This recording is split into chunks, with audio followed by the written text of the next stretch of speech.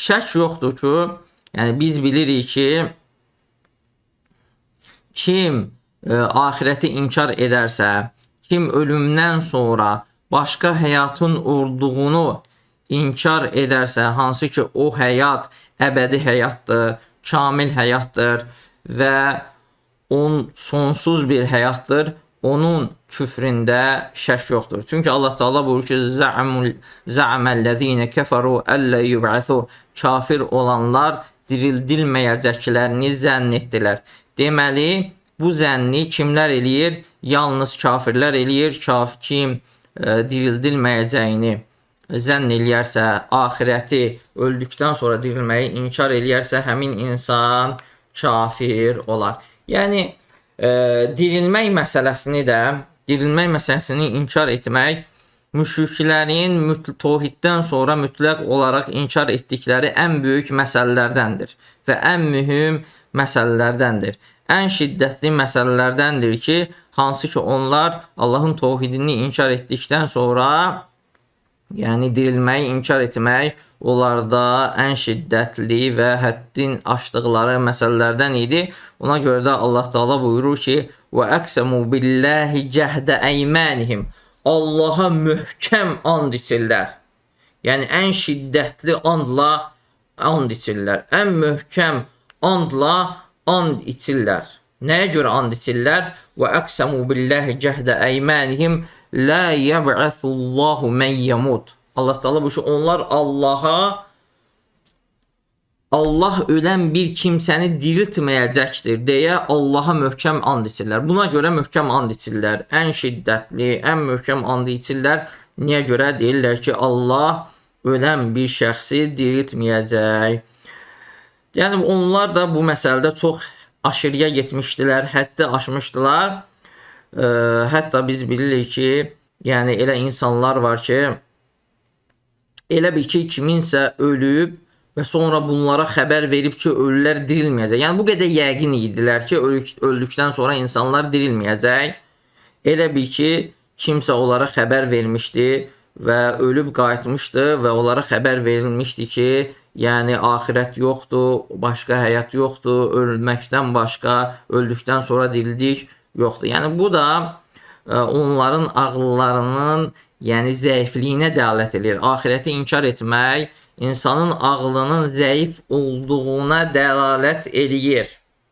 Çünki bu məsələ barəsində açıq, aydın dəlillər var. Necə bunu inkar edə bilərsiniz? Necə bunu mümkünsüz saya bilərsiniz ki, Allah Teala insanları öldükdən sonra diriltməyəcək? Birinci dəlil. Sizi heç bir şeydən yaradan, yoxdan xəlq edən, sizi təzədən yaratmağa, yenidən yaratmağa və qaytarmağa qadirdir və diriltməyə qadirdir. Şək yoxdur ki, bir şeyi, yəni ilkdən, başdan yaratmaq, o şey olduqdan sonra onu təzədən qaytarmaqdan daha çətindir. Baxmayaraq ki, bunların hamısı Allah üçün nədir? Allah üçün asandır. Əgər Allah Teala sizi birinci dəfə yaradıbsa, qadirdirsə, deməli sizi təzədən yaratmağa, qaytarmağa da nədir? Qaytarmağa da qadirdir. İkinci məsələ, o şəxs ki, səmaları və yeri yaradıb, insanı diriltməyə də qadirdir. İnsan bu böyük səltənətin qabağında nədir ki? Heç bir şeydir. Yəni bu boyda göyləri, yeri, səmanı yaradan insanı öldükdən sonra diriltməyə qadir deyil, əlbəttə ki, qadirdir. Üçüncü məsələ, o ölmüş torpaqdan bitki çıxardan, oranı dirildən insanı öldükdən sonra diriltməyə də qadirdir. Ona görə də Allah Əzzə və Cəllə bir ayədə, bir cümlədə elə həmin bu üç məsələni zikr edir. Necə ki, Allah Teala buyurur ki, وَدَرَبَ لَنَا مَثَلًا وَنَسْيَ خَلْقَهِ قَالَ مَنْ يُحْيِ الْإِظَامَ وَهِيَ رَمِيمٌ. Allah Teala buyurur, kafir barəsində deyir ki, öz yaradılışını unudub, çürümüş sümükləri kim dirildə bilər deyə hələ bizə bir məsəl də çəkdi.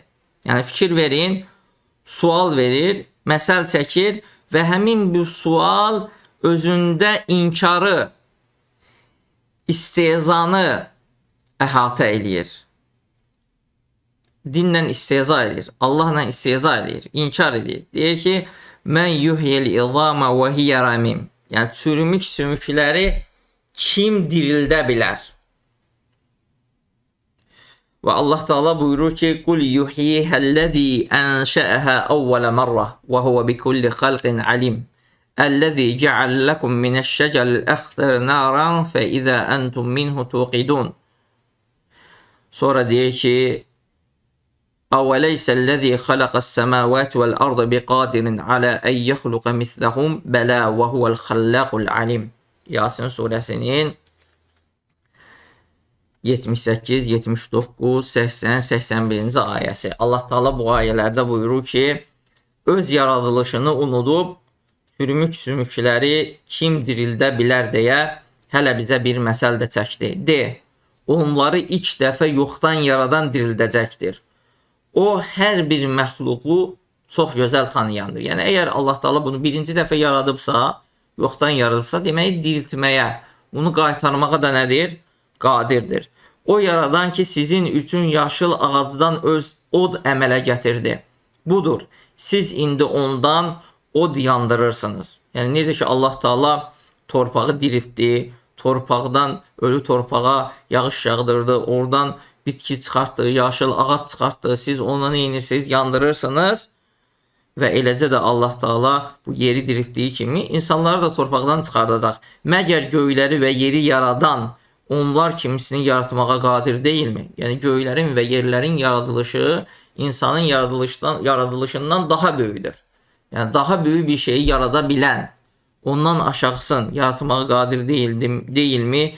Əlbəttə qadirdir. O hər şeyi yaradan və hər şeyi bilən odur Subhanahu və Teala. Deməli, dirilmək məsələsi ağlın qəbul etdiyi məsələlərdəndir və əksinə insanlar bunu öz gözləri ilə görüblər və mütəvatir olaraq, yəni nəsildən nəsilə bu xəbərlər keçib ki, elə insanlar olub ki, onlar ölüblər və onları öldükdən sonra Allah Teala bu dünyada dirilib. Elə Bəqərə surəsinin özünü fikirləşsək, görürük ki, Allah Azze və Cəllə yəni Bəqərə surəsində 5 misal çəkib ölüləri diriltməsinə. Müşriklər hansılar ki, yəni Peyğəmbər sallallahu aleyhi və səlləmə inkar edirdilər, ən şiddətli şəkildə inkar edirdilər və dirilmək məsələsinin ən şiddətli şəkildə inkar edirdilər və Peyğəmbər sallallahu aleyhi və səlləmi yalanlayırdılar. Bununla yanaşı Quranda gələn bu hekayələri onlar yalan saymırdılar. Yəni Quranda 5 yerdə keçib ki, Allah Teala qövmlər olub ki, onları dirildib və müşriklər Quranı yalan saymaqları ilə yanaşı, yəni dirilməyi inkar etməkləri ilə yanaşı, Peyğəmbər sallallahu aleyhi və səlləmə bu şiddətli düşmənçilikləri ilə yanaşı, onlar çıxıb demədilər ki, yox sən yalan deyirsən, bu hekayələr yalandır, bu Quran yalandır. Niyə görə? Çünki onlar bilirdilər ki, bunu ümmətlər bir-birindən mütəvatir olaraq yəni rəvayət edirlər. Allah Teala bizə yəni Bəqərə surəsində Quranda insanlar barəsində xəbər verir ki, Allah Teala onları öldürür, sonra Allah Teala onları dirilir. Və hətta Allah Azze və Cəllə bizə bir şəxs barəsində xəbər verir ki, Allah Teala onu 100 il öldürür, 100 ildən sonra dirildir.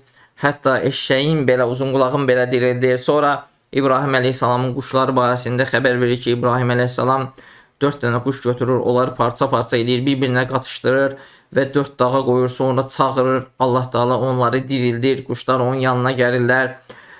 Və Allah Azze və Cəllə bir qövm barəsində xəbər verir ki, onlar yəni ölüm qorxusundan minlərlə olurlar, öz diyarlarından çıxırlar və sonra Allah Teala onları yəni yolda öldürür və sonra yenidən dirildir. İsrail evladları barəsində Allah Teala xəbər verir ki, yəni Musa əleyhissalamdan istəyəndə ki, Allahı göstərsin, onları ildırım vurur, ölürlər. Sonra Musa əleyhissalam Allaha dua edir, Allah Teala onları dirildir. Yəni Quranda bu barədə olan hekayələr, qissələr çoxdur ki, Allah Taala bəzi insanları öldürüb sonra diriltməsi barəsində. Deməli bu məsələ həm yəni öldükdən sonra diriltmək həm ağıl məsələdir, ağlın qəbul etdiyi məsələlərdir, həm də bu baş verən məsələlərdir dünya həyatındakı. Allah Taala bir qism insanları öldürüb və sonra onları dirildib. Həqiqətən Allah Taala axirətdə də onları yenidən diriltməyə qadirdir. Niyə görə belə inadkarlıq edirik? Nə üçün bu qədər şiddətlə axirəti və qiyaməti inkar edirik?